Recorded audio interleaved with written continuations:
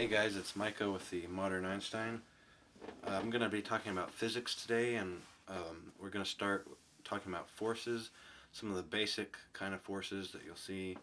We're not going to mention all the forces, but we're going to mention the most important and the main forces that you'll hear about. And we're going to kind of talk about this video will be more of the technicality of forces. You can also, following up this video, you can see a video. It's going to be titled something like demonstrating forces. It's going to be more of a comical version of what I'm telling you now. So this is just facts in this video, and then we have another video that's demonstrations that'll show you like how this can be applied, and it's pretty funny, I think, so you should watch it definitely. So we're going to just get started here with some things to consider before we start talking really about the different kinds of forces. So first thing, we need to kind of establish a definition of mass, because mass affects our force. So mass is an accumulation of atoms and matter, an accumulation of matter and atoms. So that's what mass is. So when we find mass, or when we find force, the equation is down here. When we find force, we have to have our mass times our acceleration. Our mass is measured in kilograms. Our acceleration is measured in meters per second squared. So that means a force is measured, the unit would be kilogram meter per second squared. We can write it like this, but physicists and scientists assign that specific unit a unit called newtons, and it'll be in an N. So this is what measures our force. Another thing to consider is that force causes a change in velocity. So I showed you this basic three-variable equation. This can also be written as the force of gravity, which in this case, if we use this formula, we would pretty much always use this as weight. So like a weight. And a weight is how gravity affects the mass. So it's a little bit different than just mass, because our mass will never change, but our weight could change. Because if we were on the moon, we'd still have the same mass, because remember, mass is an accumulation of atoms and matter. So our mass would stay the same, but the way that gravity affects our mass would change, so our weight would change. So here's the force, the mass, and the gravity. Of course, we can rearrange these to solve for any three variables in here. So now let's kind of talk, now that we know we've set kind of some basic things that we can consider, let's talk about the different kinds of forces now. We can start out with talking about a contact force, or it'll also be referred to as an applied force. So this is the actual physical push or pull that results that requires a contact between two objects. So this is if I'm pushing a box or something, it's that physical contact with you in the box. This is what most of us are familiar with when we think of forces. So it's that physical connection. We also have the force of gravity. Now this definition is a little bit better than what the average person would think of. The average person would think of gravity as something being pulled toward the center of the earth, which is correct. That's a correct definition of gravity, is something being pulled toward the center of the earth. But to think of it more than just the earth, this says that it's the mutual force of attraction between particles of matter. So not just the earth, any particles of matter that is going to be attracted toward each other from the force of gravity.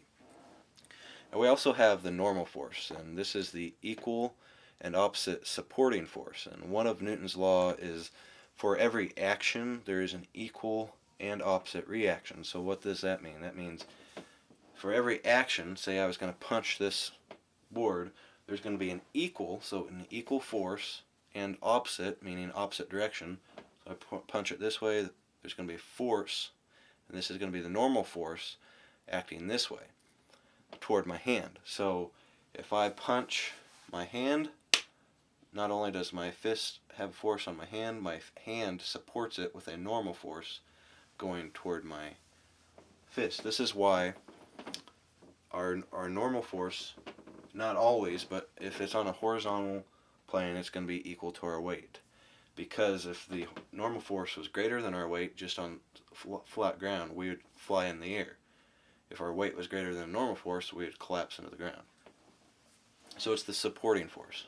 We also have tension, and this is when force is exerted on two ends, like a tug of war or pulling a rope, and it's pulled like this, and there's that tension force in between. There's a force being exerted, and it goes back to normal unless you've stretched it out. Now the opposite, or not quite opposite, but a little different, I didn't write it down, is the elastic force. Now this is like a rubber band when we pull it. We have a force on each end, just like tension force. The difference is when we pull it, it actually creates a force going in the opposite direction that wants to come back to its original state. That's why when we stretch a rubber band and let it go, it'll fly off because it's built up that elastic force. So these are some basic types of forces that you'll see. We also have a frictional force, and this plays a big deal, and it's pretty important. And I actually just had a whole different section that I want to talk about on friction. We'll use this board for it. So let's first off establish, like we did with the other forces, the definition of friction. And this is, we know, most of us know what friction is. It's a surface resistance between two objects that resists a motion. So here, this is called a free body diagram. A free body diagram just draws out what's going on an object. So we have a box sitting on a flat surface. You can see we have an applied force going this way. We have our gravity going down, and the equal and opposite force to gravity would be the supporting force of the normal force. And the friction force, now, we said it resists the motion. So we can see our motion is the applied force, and friction force is going to resist that. So we're moving this way, and we're resisting this way. So that's friction. But there's different types of frictional forces, and you'll see it written as these symbols. Now this symbol is actually a Greek letter, and it's the Greek letter mu. So this is mu sub s and mu sub k. They mean different things. Mu sub s stands for, and in physics a lot of times when you see mu, it'll mean coefficient. It'll be a coefficient. And this is mu sub s, so it's the coefficient of static friction. Now, static friction is how much, say we have a box, here's this box. Static friction would be finding how much force do I have to apply to get it moving. So the box isn't moving. Static friction is how much force we have to overcome before it moves. So this is to get it to move when it's stationary. It's static friction.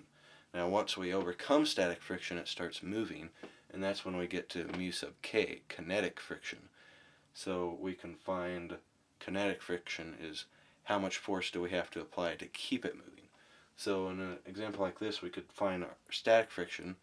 We would be given the coefficient of static friction, and we would find it by taking the coefficient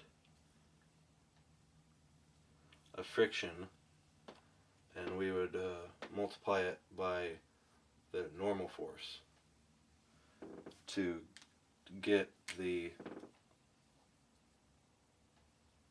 So if we wanted to find the force of static friction, we wanted to know how much force do we have to overcome before we get it to moving. That's going to equal our coefficient of static friction, and we're going to multiply it by our normal force, which we said was our supporting force.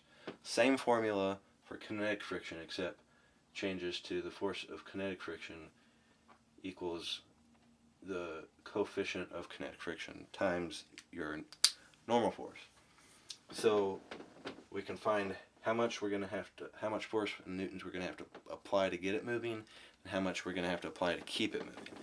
So that's a little bit on friction and forces in general. So that just about sums up the basis and the basic stuff of forces and some things that are involved in forces. So if you have any questions, you can email us, or you can email us on our website. We have a form that you can fill out, or you can contact us on Facebook or something. So if you have a question, let us know.